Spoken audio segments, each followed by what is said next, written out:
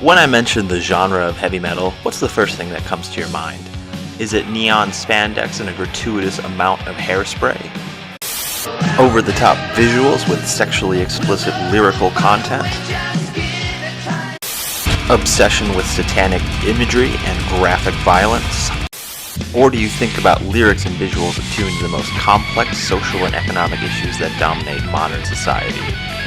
Wait, was that one about social issues again? Can that really be true of this genre of music? Alright, time out. We just went down a rabbit hole there, so let's just take a second and think about all this, shall we? Heavy metal is a low art for sure without any redeeming qualities. We can be sure of that. Right? It's just obsessed with sex, Satan, violence, and nothing else. There's no depth to this pseudo-existential form of art, and I'm sure if we listen to the creators of this genre, they'll expose themselves for that shallowness. Right? Realizing that there's so many cliches in heavy metal up through the 80s that if we can't better them, then let's not touch them, do you know what I mean? Things like singing about girls and drugs and Satanism and all this crap. I mean, it's just too boring. Because I think there's definitely too much of a limit being put on death metal right now with this big rise in satanic stuff and just brutal lyrics for the sake of being brutal rather than putting some thought into and trying to conquer what people already think of heavy metal and death metal or hard rock in general. So I feel like I won't put a limit on this, and I want to keep continuing to grow as a musician and as a person in life, and to try to put into the music what I learned, so to speak. Well, wasn't that interesting? Thank you to Lars Ulrich of Metallica and Chuck Schuldiner of the band Death for that really deep, profound insight. So, cards on the table, I'm going to admit I'm a full-blown metalhead, and as a fan of heavy metal music, I'm well aware of its history and how it's constantly confronting deeply profound social and political issues. I know heavy metal has a long history of being written off as mere idiotic violence and cacophony, but that's just simply not the case. So with this video, what I hope to do is examine how heavy metal deals with deep, complex social and political issues, typically through a lens of postmodernism. But what is postmodernism? I could read a series of definitions from a litany of academic texts about what postmodernism is, but I think this clip from Will Schroeder explains it a lot more detailed and more articulate than I ever could. Postmodernism is a very wide-ranging term used to analyze our world that emerged in the 1950s and 60s. It rejected the grand narratives that exist in modernism, things like there is one true God, history is progress, and peace on earth. In postmodern thought, there is no scientific, philosophical, or religious truth which will explain everything for everybody. It lacks that optimism. Instead, everything is understood on a micro level. Knowledge and truth are contextual and constructed. Reality only comes into existence through our interpretations of what the world means to us individually. Postmodernism is a broad artistic movement and one that finds a lot of use in heavy metal lyrics and artwork, especially with the band Megadeth, who I will discuss briefly.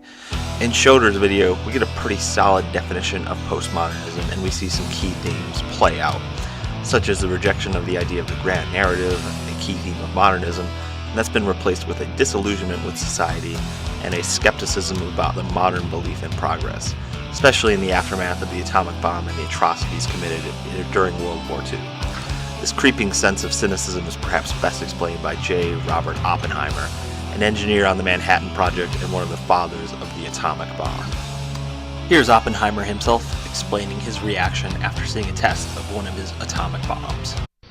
We knew the world would not be the same. Few people laughed. Few people cried. Most people were silent.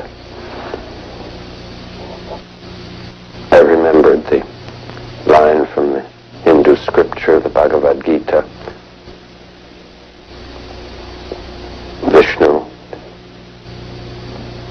is trying to persuade the prince that he should do his duty, and to impress him takes on his multi-armed form and says, "Now I am become death, the destroyer of worlds." I suppose we all thought that, one way or another. Oppenheimer's chilling words show a drastic shift in worldview. No longer can there be an unfounded sense of progress or general melioristic bias towards the progress of humanity. Megadeth, whose name was derived from a political pamphlet describing 1 million deaths by nuclear weapons, shared this postmodern sense of the world as they clashed with the idealistic representations of the world and its global organizations. We see these themes of cynicism and skepticism play out on the album covers for Peace Sells But Who's Buying and United Abominations. Both these albums and their artwork take on a very postmodern approach and show the destruction caused by a supposedly good organization, the United Nations. The United Nations represented a bastion of idealism found throughout modernism, a second attempt at international unity and diplomacy after the abject failure of the League of Nations. The UN was created after World War II to fight international injustice and march the globe forward as a single entity towards a utopian future. Postmodernism rejects these ideas of the unequivocally good nature of progress in a single narrative or a single entity, such as the United Nations being able to unite all of humanity. Megadeth and their artwork have different ideas on the ideas represented by the United Nations and their effect on the world at large. When examining a visual like the 2007 cover for Megadeth's United Abominations, we have to remember that looking involves the cultural, national, and institutional context in which we look and the worldviews through which we understand what we see. In a postmodern context, we are looking, or more accurately gazing, as a gaze is a sustained look through skeptical, cynical eyes. Our worldview questions concepts of universal progress through organizations such as the UN, and we see this trepidation play out in this artwork. In this piece, we can see the mass destruction that worried Oppenheimer so greatly. We see angels descending on Earth as Yeats' rough beast returns home at last to bring forth the second coming. We see burning oil drums, symbolizing the fall of man brought on by greed. And finally, we see the United Nations burning in the background. The symbol of progress, the symbol of unity, this has failed. The UN has not made the world a better place, but has brought forth, ultimately, more destruction. For Megadeth and for postmodern art, these themes are not new. If we go all the way back to 1986, we can see the exact same themes playing out in the cover for Peace Sells But Who's Buying. In this cover, we see the aftermath of the 2007 artwork for United Abominations. With 20 plus years of additional experience, we can see nothing really has changed. When we re-examine the cultural, national, and institutional context in which we gaze at this cover, it only becomes more pertinent. As a society, especially in 2018, we grow increasingly skeptical, tribal, and cynical about the world. Climate change continues to go on unchecked. Countries, the United States included, struggle with containing the dangers of the ideologies of political extremists, and Brexit shows a deep disillusionment with grand narratives and the will and power of strong single political entities. These features, which we see reflected in the artwork for Peace Sells But Who's Buying, make the album great fodder for examination of postmodern thought and of heavy metal art.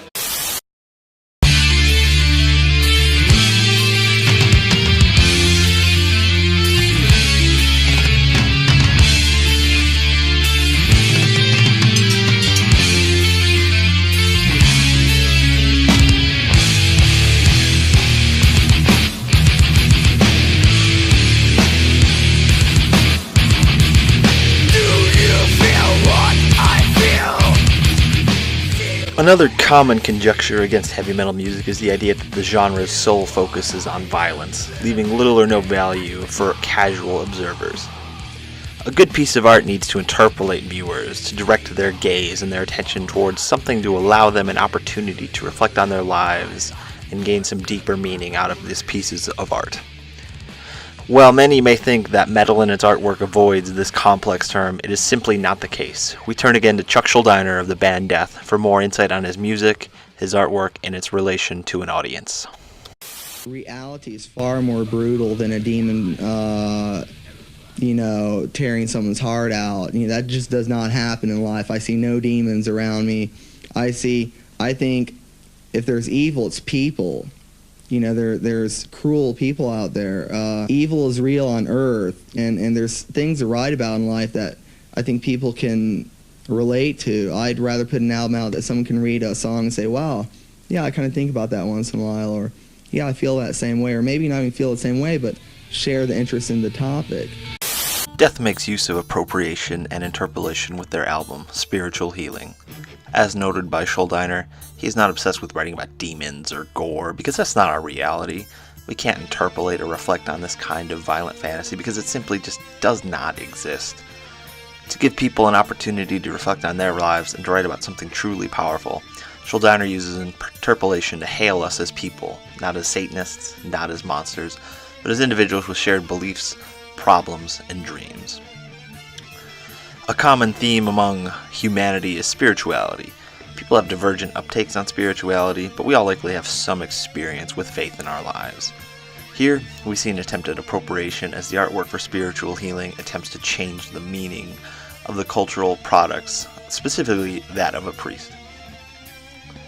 When we think of priests, the more traditional image likely conjures up an ideal of an altruistic, humble man helping his community and his congregation through the Word of God, but that's not something we really see here.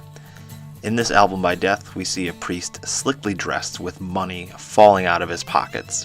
In the background, his congregation deflects their gaze from him as he's about to slap a person afflicted with some sort of illness.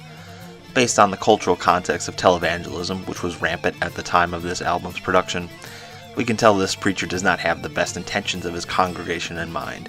He cares more about the money he can get from them through his seed faith, and his congregation knows this. But they try to avert their gaze. If you look in the background, you see that none of the people there are directly looking at the priest or the afflicted man. Their gazes are turned skyward, hoping to retain some sense of blissful ignorance and the idea that this is truly the work of God. This artwork interpolates us to reflect on faith and its motives, especially of faith healers and preachers. Are these people to be trusted? What role should faith play in our lives? Should we trust faith in preachers over science and doctors to heal us? These questions and many more just show the depth of the artwork here and how we are invited by our gaze and interpolation and appropriation to think deeply about our lives and our relation to religion. I know I picked just a few select examples here, but rest assured I could go on for hours, days even, on the merits and artistic depth of heavy metal.